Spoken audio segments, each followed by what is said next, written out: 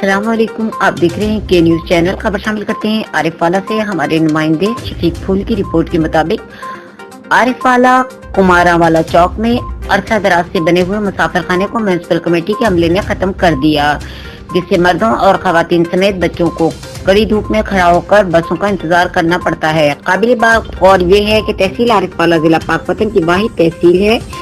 आरिफवाला से रोजाना की बुनियाद पर फीमेल टीचर्स, नर्सेज, महकमा तालीम और रेवेन्यू का अमला पाकपतन जाने के लिए इसी चौक से सफर करता है। सख्त धूप में खड़े रहने से अक्सर मुसाफिर बेहोश होने की भी इत्तलात हैं। अवामी समाजी हलकों ने डिप्टी कमिश्नर पाकपतन से फौरी मुसाफिर खाने की तामीर का मुतालबा किया है। रोजाना की बेस पर हम लाहौर जाते हैं। ये मुसाफिर भी बस के इंतजार में बैठे हुए हैं। 6 माह पहले यहाँ शेड लगा होता, आवाम को बहुत सहूलत थी, शाम को मसला नहीं था। 6 माह बाद ये शेड यहाँ पता नहीं गैप हो गया या क्या बना इसका, लेकिन मुसाफिरों को बहुत इसकी परेशानी उठानी पड़ती है। छोटे छोटे बच्चे भी हैं, देखें आपको नज़र आएगा, छोटे छोटे बच्चे भी यहाँ बैठे, लेकिन शाम का इंतज़ाम नहीं है।